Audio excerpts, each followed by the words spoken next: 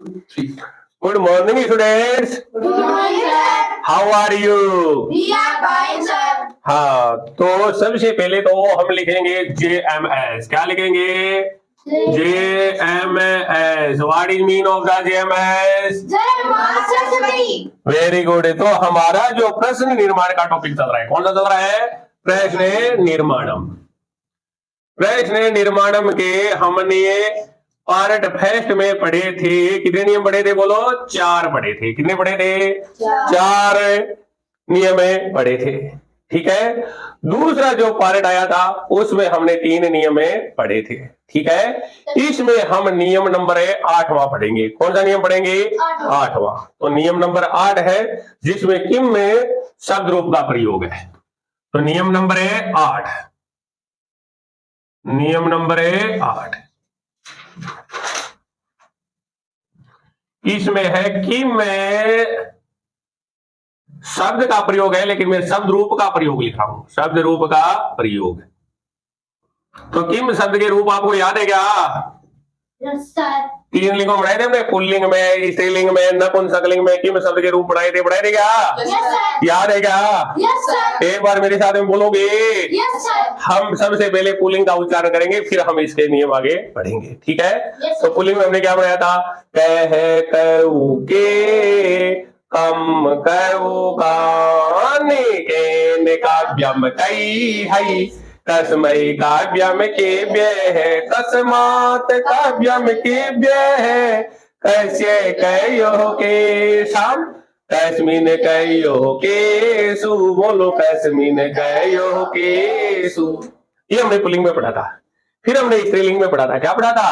का के काहा, काम के काहा, कैया काव्यम काव्यी, कैस्य काव्यम काव्य है, कैस्य काव्यम काव्य है, कैस्य कयो का साम, कैस्यम कयो का सु। बोलो कैस्यम कयो।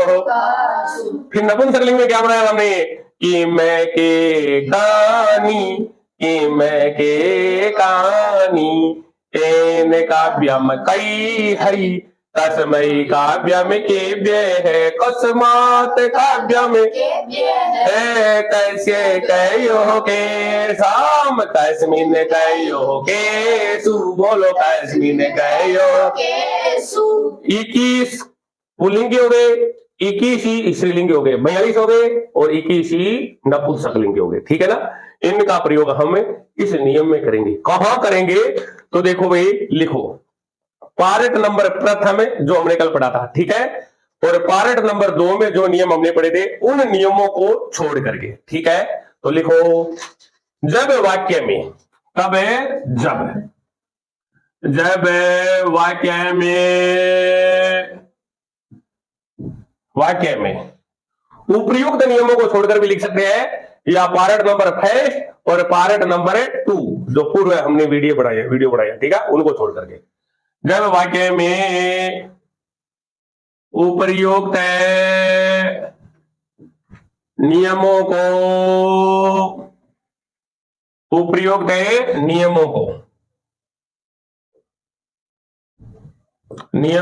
छोड़ करके, उपर्युक्त नियमों को छोड़ करके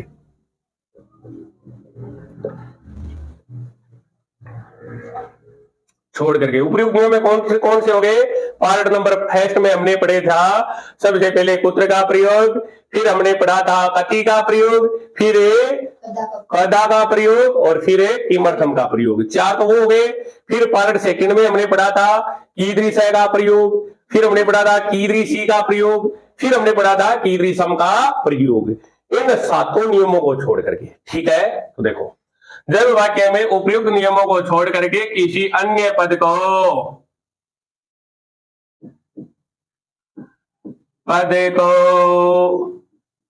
रेखांकित किया गया हो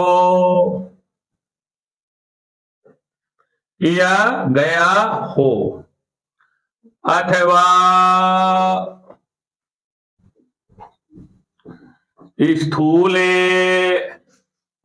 पद में दिया गया हो,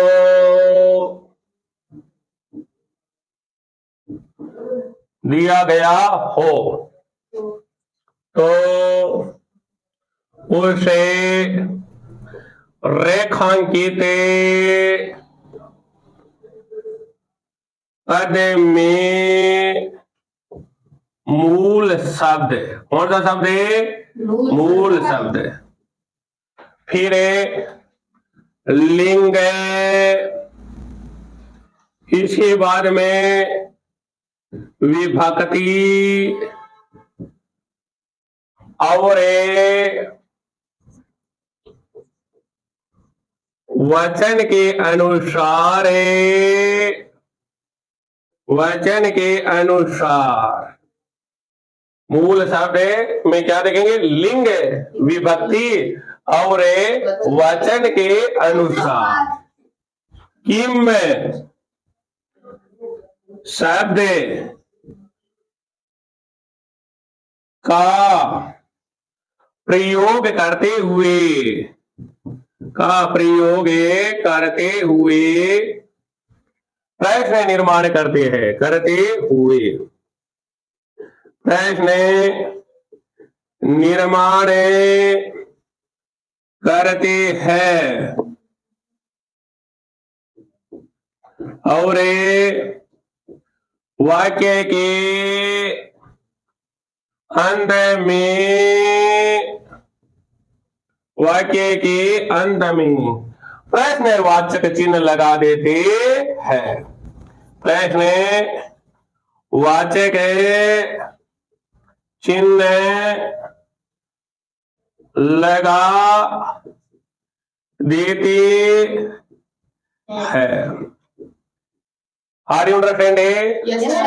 जब वाक्य में हमने पहले जो नियम पढ़े हैं पार्ट संख्या 1 और पार्ट संख्या 2 में, उन नियमों को छोड़ करके किसी अन्य पद को रेखांकित किया गया हो अथवा किसी अन्य पद को स्थूल पद में दिया गया हो, तो हम उस रेखांकित पद में मूल शब्द, लिंग, विभक्ति और वचन के अनुसार किम शब्द का प्रयोग करते हुए प्रश्न निर्माण करते हैं और वाक्य के अंत में प्रश्नवाचक चिन्ह लगा देते हैं। Are you understanding? Yes, sir. तो हमें कैसे करना है, इसके लिए मैं थोड़ा सा आपको थोड़ा और समझा देता हूं।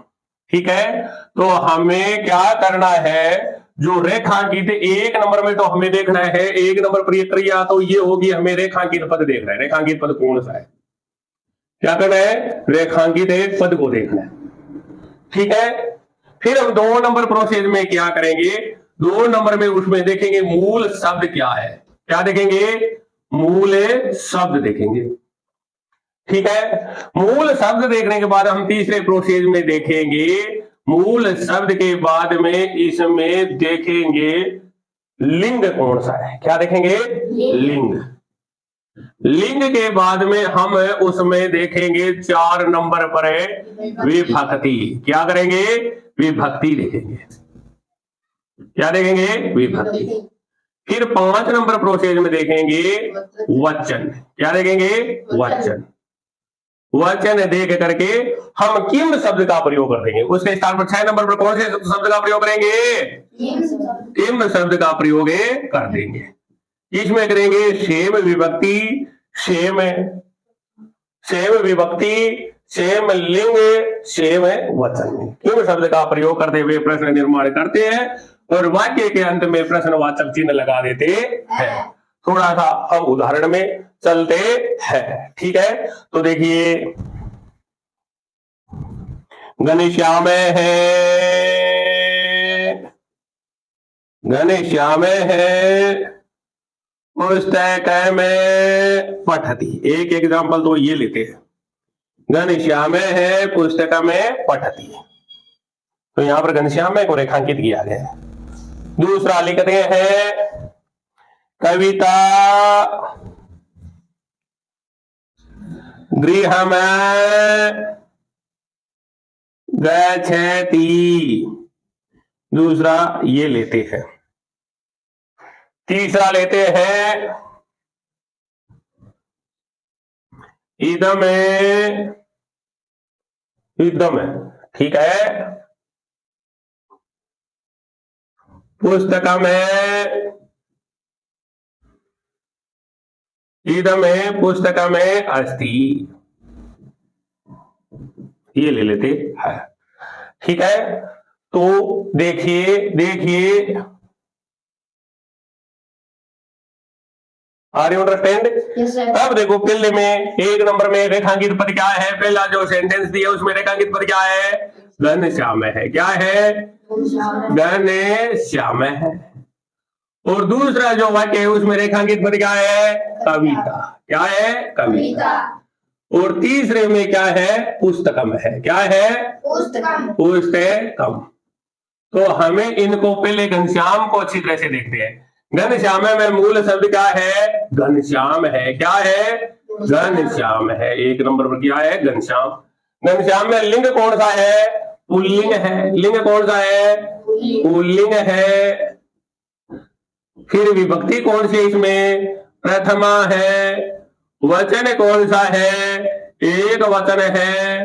तो हम घनश्याम के स्थान पर किम शब्द का रूप लिख देंगे, पुल्लिंग प्रथमा विभक्ति के एक वचन का प्रयोग करते हुए प्रश्न निर्माण कर देंगे। तो बताइए भाई क्या हो जाएगा, किम शब्द का रूप कैसे बनाए थे हमने, पुल्लिंग में कह है, कौ के, प्रथमा का एक वचन है तो यहां पर कर देंगे कह है। तो क्या पड़ेगा, कह है पुस्तक में पठती। क्या पड़ेगा, कह है पुस्तक में पठती।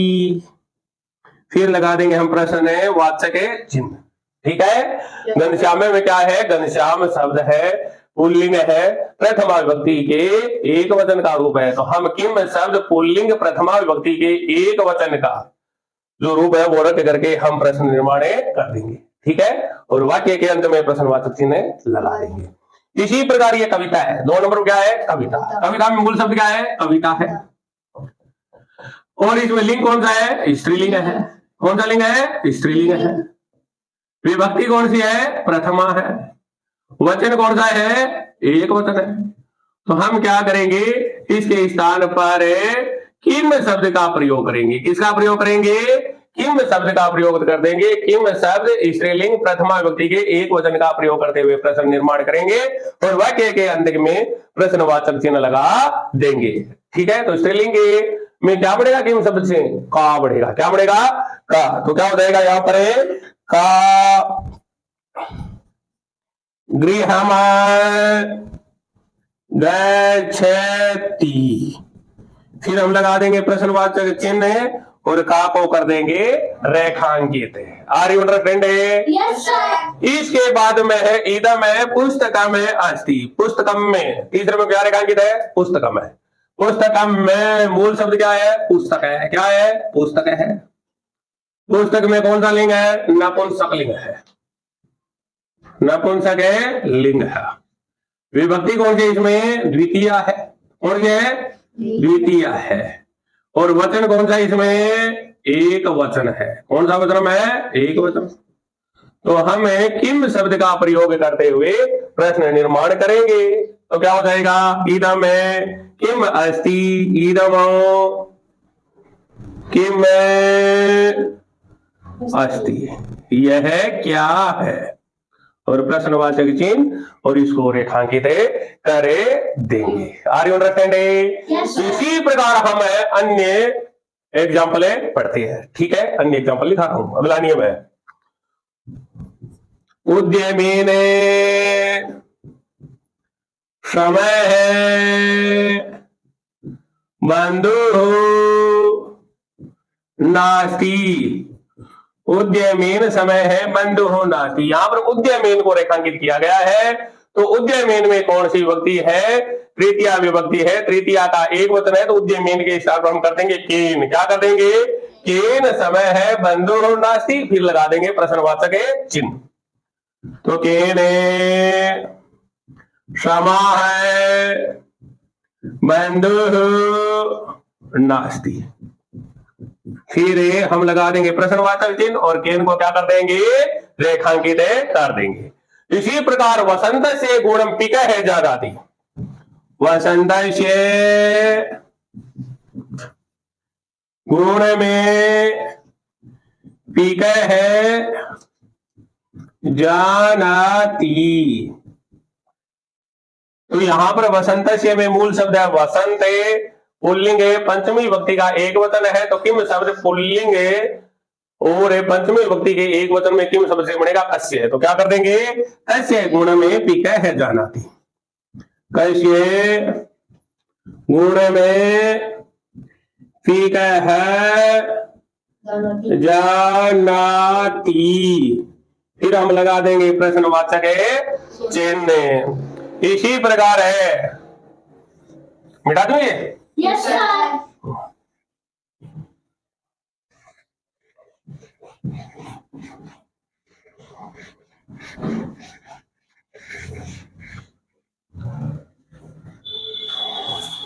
इसी प्रकार हम आगे चर्चा करते हैं, ठीक है। तो देख लिया बे। अब देखो भाई, हमने आगे किया है, हम आगे कर रहे हैं मृगा, मृग संगमनुव्रजन्ति। तो देखो अगला एग्जाम्पल है मृगा, मृगई है संग मनुव्रजन्ति। इसमें मृगा को रेखांकित किया गया, प्रश्न निर्माण कीजिए। क्या होगा घनश्याम बोले? ए हो जाएगा, बाकी सेम टू सेम। तो क्या हो जाएगा, ए मृगई है संग मनुव्रजन्ति। इसके पश्चात है प्रश्नवाचक चिन्ह। अगर यहां पर क्या है, मृगई है को रेखांकित कर दे, जैसे ये न देकर के ये वाक्य दे दिया, जैसे मृगा मृगई है संग मनुव्रजन्ति। हाँ दीपक जी आप बताइए, मृगई है को रेखांकित किया गया है, प्रश्न निर्माण कीजिए। मृगा है, ये है, कई है मनुव्रजन्ति। Very good, very good. क्या बनेगा, मृगा कई है संगे मनुव्रजन्ति। फिर हम क्या लगा देंगे, प्रश्नवाचक चिन्ह लगा देंगे। इसके बाद में हम बात करते हैं ततः है, स्त्रीलिंग का लेते हैं। ततः है अंडरलाइन, ये कभी कही है, अब ठीक है। Yes sir. फिर है ततः है प्रकृति प्रकृति माता प्रविशति। ततः है प्रकृति माता प्रविशति। और यहाँ पर प्रकृति माता को रेखांकित किया गया है, रामदेव बताएगा क्या बनेगा। ततः का प्रविशति। ततः है का प्रविशति, वेरी गुड। ततः है का प्रविशति। यहां पर का को अंडरलाइन करेंगे और प्रश्नवाचक चिन्ह लगा देंगे। फिर समीपे एका नदी वर्तते। समीपे एका नदी वर्तते। फिर एका नदी को रेखांकित किया गया है, तो प्रश्न निर्माण कीजिए सारे एक साथ में। हाँ पवन जी बताइए आप। समीपे का वर्तते। समीपे का वर्तते, very good, very good, very good. समीपे का वर्तते। इसके बाद में इसको क्या करना में रेखांकित पद करना है। इसके बाद में वन राज पदाए सुपात्र में फिर है चीयते। अगला है वन राज पैदाए सुपात्र में चीयते। चीयते वनराज पदाय को रेखांकित किया गया है, तो बताइए क्या पड़ेगा। कसमई सुपात्रम चीयते। क्या बनेगा, कसमई सुपात्र में चीयते। इसके बाद हम लगा देंगे प्रश्नवाचक चिन्ह और कसमई को क्या कर देंगे, रेखांकित कर देंगे। Are you understand? Yes sir. 5-4 example और पूछते आपसे, मिटा दूं क्या ये? Yes sir. हाँ तो ये मिटा रहा हूं, फिर हम 3-4 एग्जाम्पल और पढ़ लेते हैं। इसके बाद में है कृष काय है, अभियुक्त है अस्ति। अगला लेते हैं कृष काय है, अभियुक्त है अस्ति। कृष काय है, अभियुक्त है अस्ति। यहां पर अभियुक्त है को रेखांकित किया गया है, तो बनाइए भाई प्रश्न है, क्या बनेगा? कृष काय है, क है अस्ति। Very good very good. कृष काय है, क है अस्ति। इसके पश्चात हम लगा देंगे प्रश्नवाचक चिन्ह। क को क्या करेंगे? हमें रेखांकित कर देंगे। मिला लिया क्या? कोई दिक्कत है? No sir. इसके बाद में है अगला एग्जाम्पल पढ़ दिया हमें, कवीणा में कालिदास है, श्रेष्ठ है अस्ति। यहां पर कवि नाम को रेखांकित किया गया है, कौन बताएगा? बताइए। केसाम। क्या बनेगा? केसाम कालिदास है, श्रेष्ठ है। केसाम क्यों किया? जो कवि नाम में कवि शब्द है और सप्तमी विभक्ति के बहुवचन का रूप है, और पुल्लिंग है तो पुल्लिंग है, किम शब्द षष्ठी विभक्ति है, सॉरी षष्ठी विभक्ति का बहुवचन का रूप है, तो षष्ठी विभक्ति का बहुवचन कर देंगे। तो क्या बनेगा? केसाम कालिदास है, श्रेष्ठ है अस्ति। फिर क्या करेंगे? हमें प्रश्नवाचक चिन्ह लगा देंगे, केसाम को कर देंगे रेखांकित है। इसके बाद में है अगला नियम, इसी में जैसे हो गया कविशु। क्या हो गया? कविशु कालिदास है, श्रेष्ठ है अस्ति। यहां पर एक कविशु को रेखांकित किया गया है। बताइए दीपक जी, क्या बनेगा? केशु कालिदास है, श्रेष्ठ है अस्ति। तो बना दो, केशु कालिदास है, श्रेष्ठ है अस्ति। फिर हम क्या करेंगे? प्रश्नवाचक चिन्ह लगा देंगे, केशु को रेखांकित कर देंगे। इसी प्रकार है सीता पुस्तकम पठती। सीता पुस्तकम पठती, पुस्तक में पठती। फिर इसको सीता को रेखांकित किया गया है। तो बताइए भाई, यहां पर प्रश्न निर्माण करें तो क्या कर देंगे? सीता स्त्रीलिंग प्रथमा विभक्ति के एक वचन का रूप है, तो किम शब्द स्त्रीलिंग एक वचन के रूप का प्रयोग करते हुए प्रश्न निर्माण कर देंगे। तो क्या बनेगा? का पुस्तक में पठती। फिर है फाल द्वये, फाल भूमि ही फाल द्वये विभक्ता। भूमि ही फाल द्वये विभक्ता। बनाइए भाई प्रश्न, कौन बनाएगा? बताइए। तो क्या बनेगा? पवन। फाल द्वये, फाल देवी नहीं है, फाल द्वये विभक्ता। क्या बनेगा? का फाल द्वये विभक्ता। फिर क्या करेंगे? हमें प्रश्नवाचक चिन्ह लगा देंगे और इसको अंडरलाइन कर देंगे। फिर एग्जाम्पल और करोगे क्या? Yes sir. एक और करोगे? चलो देखो फिर करवा देंगे। एक करो, दो करो। फिर है पवन है, पुस्तक में पढ़ती। क्या है? पवन है, पवन है, पुस्तक में पठती। पौने को रेखांकित किया गया है, तो बताइए क्या पड़ेगा? कह है पुस्तक में पठती। क्या पड़ेगा? कह है पुस्तक में पठती, फिर लगा देंगे हम प्रश्नवाचक चिन्ह।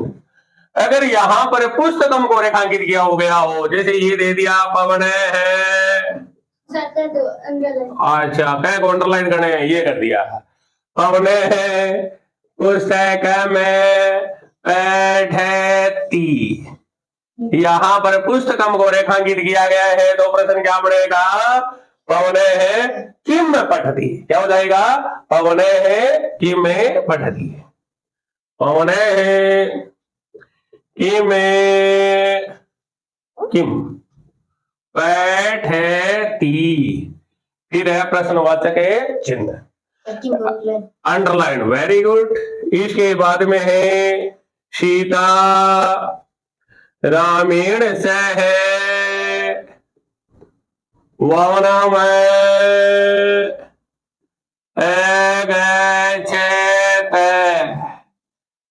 तो यहाँ पर रामेण को रेखांकित किया गया, तो हमें रामेण में मूल शब्द क्या है, राम है, तृतीया विभक्ति का एक वचन का रूप है, तो हम इसके स्थान पर किम शब्द तृतीया विभक्ति के एक वचन का रूप लिखेंगे, पुल्लिंग है तो पुल्लिंग का, तो क्या बन जाएगा, सीता केन सह वनम अगच्छत, क्या बनेगा, सीता केन सह वन में अगच्छत, आर यू अंडरस्टैंड है, फिर हम इसको अंडरलाइन कर देंगे।